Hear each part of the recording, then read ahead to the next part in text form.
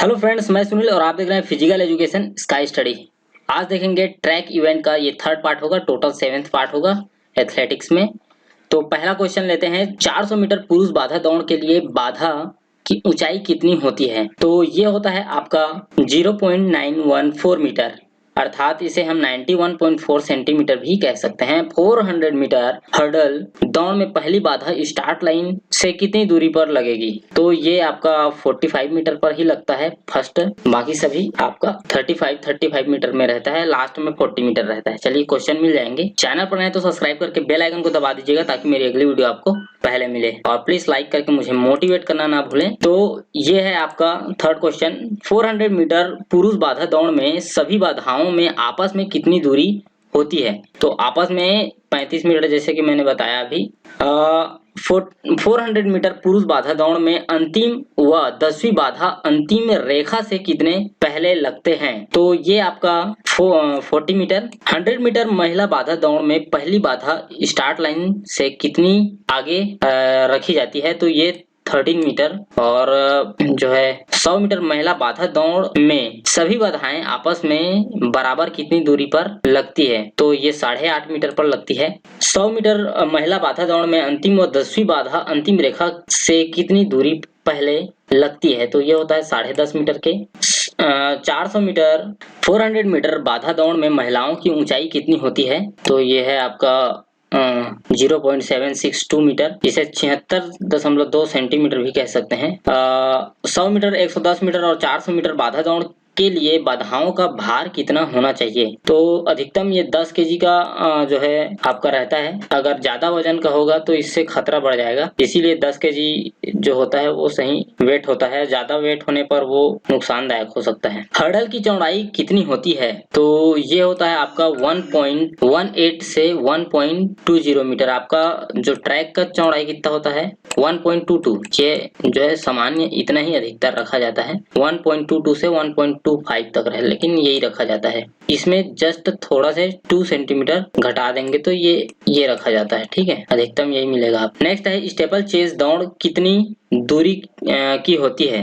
तो ये होता है, ये स्टेपल चेस पुरुषों के लिए 3000 होता है और महिलाओं के लिए 2000 होता है, जो कि इसमें नहीं दिया है। चलो नेक्स्ट देखते हैं, पानी बाधा दौड़ यानी स्टेपल चेस दौड़ को किस नाम से जाना जाता है? तो स्टेपल चेस लिख दिया है। स्टेपल चेस रेस में स्टेपल नामक शब्द का क्या अर्थ है? तो इसका अर्थ उपरोक्त तो सभी है इसमें का, पानी से भीगना, सीधा खड़ा होना और ढाल। स्टेपल चेस रेस में कुल कितनी पानी की बाधाओं को पार करना पड़ता है होगा? तो ये करना पड़ता है आपका 7 तो होते हैं इसमें। स्टेपल चेस रेस में कुल कितनी बाधाओं को छोड़कर पार करना पड़ता है? तो ये आपका 28 हो जाता है, ठीक है। स्टेपल चेस रेस में बाधाओं की ऊंचाई कितनी होती है? तो ये होता है आपका 0 इतना ही होता है, 91.4 सेंटीमीटर करीब। स्टेपल चेस रेस में बाधाओं की ऊंचाई कितनी होती है? तो ऊंचाई होता है इसमें 3.96 मीटर। स्टेपल चेस की बाधाओं के ऊपरी हिस्से की माप क्या होती है? तो ये होता है आपका 12.7 इंटू 12.7 सेंटीमीटर। स्टेपल चेस दौड़ में बाधा से लेकर पानी के अंतिम क्षेत्र तक की लंबाई कितनी होती है? तो ये होता है जितना आपका बाधा की चौड़ाई होता है 3.66 मीटर, उतना ही ये होता है आपका। स्टेपल चेस दौड़ में पानी बाधा के अंतर्गत बाधा के पास पानी की गहराई कितनी होती है? तो ये गहराई होता है आपका 70 सेंटीमीटर। स्टेपल चेस दौड़ में पानी बाधा दौड़ के अंतर्गत पानी के बॉक्स की चौड़ाई कितनी होती है? तो ये होता है आपका, दोबारा हो गया शायद, 3.66 मीटर। खेल वैज्ञानिकों के आधार पर 110 मीटर पुरुष बाधा दौड़ में बाधाओं के मध्य लगभग कितने कदम के पश्चात खिलाड़ी उछाल लेता है? तो ये 8 कदम के बाद उछाल लेता है। तो खेल वैज्ञानिकों के आधार पर 110 मीटर पुरुष बाधा दौड़ में बाधाओं के मध्य लगभग कितने कदम के पश्चात खिलाड़ी उछाल लेता है? तो जो इस बुक को पढ़ रहे हैं वो ध्यान देंगे, इसमें उत्तर जो है 3 दिया हुआ है, ठीक है, लेकिन आंसर 8 कदम होना चाहिए, ठीक है। 8 कदमों में ये पहुंच जाएंगे। अगर इसका जो दूरी होता है 9-14 मीटर। ठीक है, तो कोई भी आदमी 3 बार में दौड़ते समय 3 कदम में नहीं पहुंच सकते। ठीक है, ये बहुत मतलब 8 कदम तक में ये पहुंच सकते हैं आराम से। तो ये आपका 8 कदम होना चाहिए। और इसको एक बार थ्योरी अगर होगा आप लोग तो सर्च मार के भी देख सकते हैं, इसका बुक्स वगैरह। ठीक है, हर्डल के बारे में पूरा उसमें पता चल जाएगा। खेल वैज्ञानिकों के आधार पर 400 मीटर पुरुष बाधा दौड़ में बाधाओं के मध्य लगभग कितने कदम के पश्चात खिलाड़ी उछाल लेता है। तो अगर 400 मीटर है तो इसमें आपका 15 कदम तक में पहुंच सकते हैं। और अगर बुक में अगर इसको देखेंगे तो बुक का मैं बता दूं आपको, इसमें एक चीज ध्यान देने वाली बात है, इसमें हम पहले जो हर्डल को पार करते हैं उसके लिए कदम तक में पहुंचते हैं, तो आगे वाले जो कदम है उसमें 1-2 भी कम हो सकते हैं, अर्थात ये 7 कदम या 6 कदम तक हो सकता है अगर और आगे जाके स्पीड बढ़ जाता है तो, क्योंकि फर्स्ट में पहुंचने के लिए 8 कदम लगता है। वैसे ही इसमें आपका फर्स्ट में पहुंचने के लिए 15 कदम लगते हैं और उसके बाद जो है आगे 13, 15, 17 ऐसे जो है खिलाड़ी के अकॉर्डिंग होता है। तो इसी टाइप के घुमावदार क्वेश्चन को ज्यादा दिया करते हैं।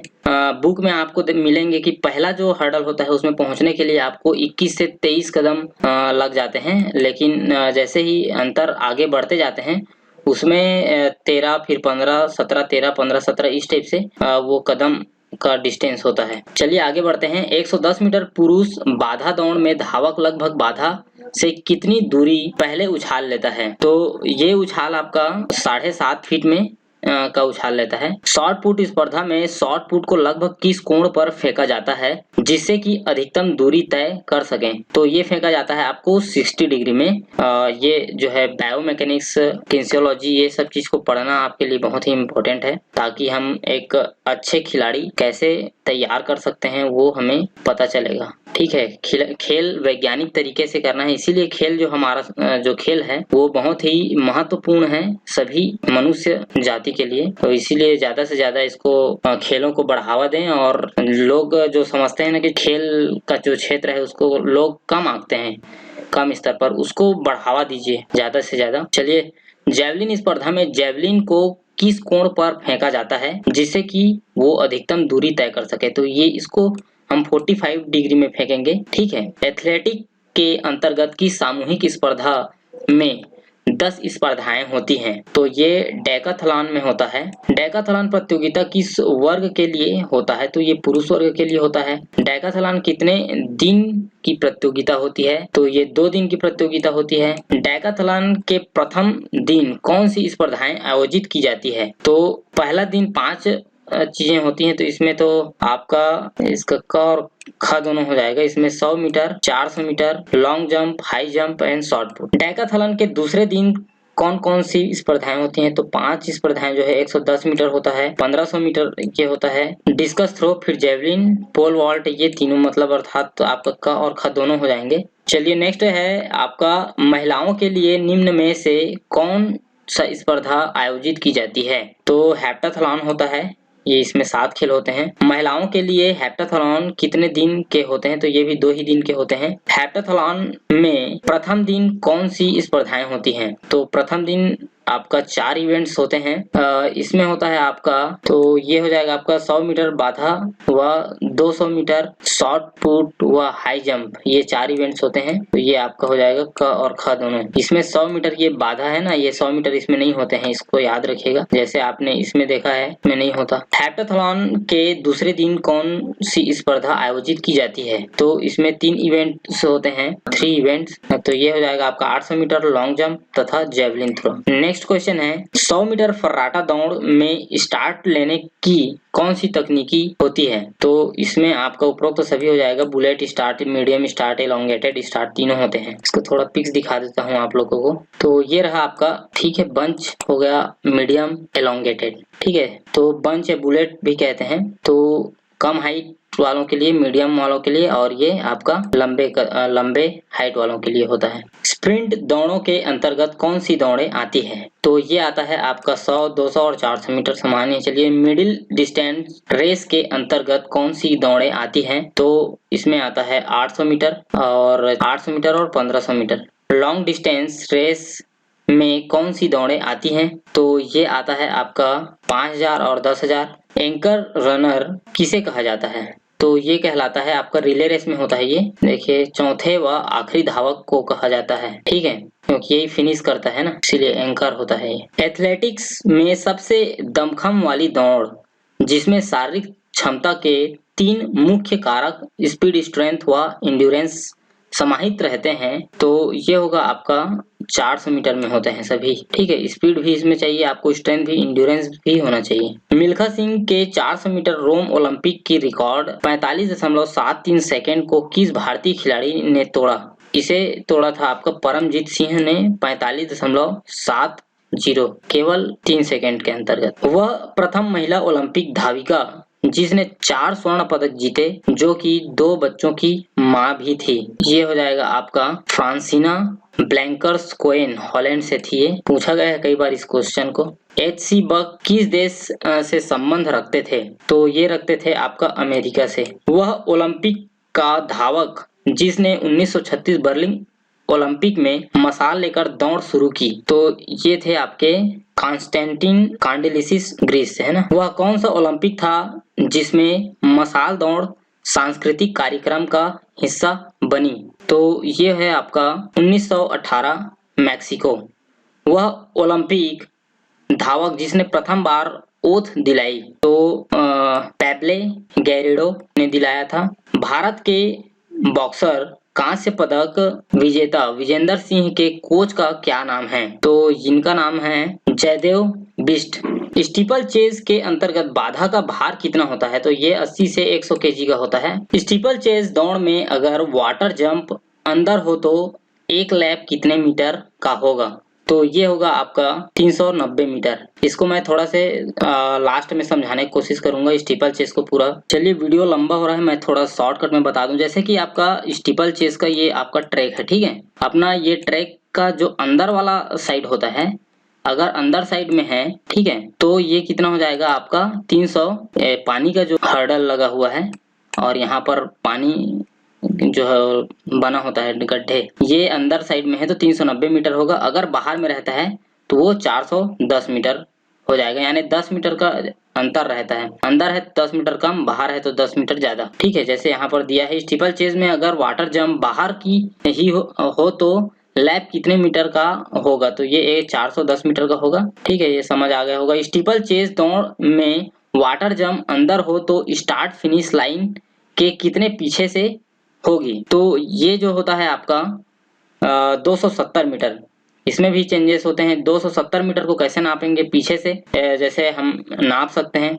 अब चलिए आंसर ही मिल गया है तो कोई दिक्कत नहीं है। स्टीपल चेज दौड़ में वाटर जंप बाहर हो तो स्टार्ट फिनिश लाइन के कितने पीछे होगा? तो ये जस्ट आपका 130, हाँ 130 होता है ये। स्टीपल चेज में रेस पहली बाधा फिनिश लाइन के कितने आगे लगता है? तो ये सिर्फ 10 मीटर आगे लगता है। स्टीपल चेज दौड़ में अगर वाटर जंप अंदर हो तो सभी बाधाओं के बीच आपस में बराबर कितनी दूरी रहेगी? तो 78 मीटर की दूरी रहती है। स्टीपल चेज दौड़ में अगर वाटर जंप बाहर हो तो सभी बाधाओं के बीच आपस में बराबर कितनी दूरी रहेगी? बराबर हो जाए तो ये 82 मीटर हो जाता है, ठीक है। स्टीपल चेज रेस में अगर वाटर जंप अंदर हो तो अंतिम बाधा फिनिश लाइन की कितने पीछे रहती है? तो ये रहता है आपका 68 मीटर। और स्टीपल चेज दौड़ में अगर वाटर जंप बाहर हो तो अंतिम बाधा फिनिश लाइन से कितने पीछे रहेगी? ये रहता है आपका 72 मीटर। स्प्रिंट स्टार्ट और किस नाम से जाना जाता है?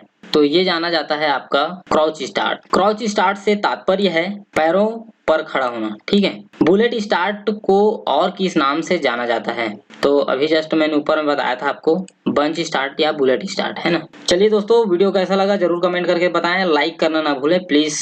Thank you. जय हिंद, जय भारत।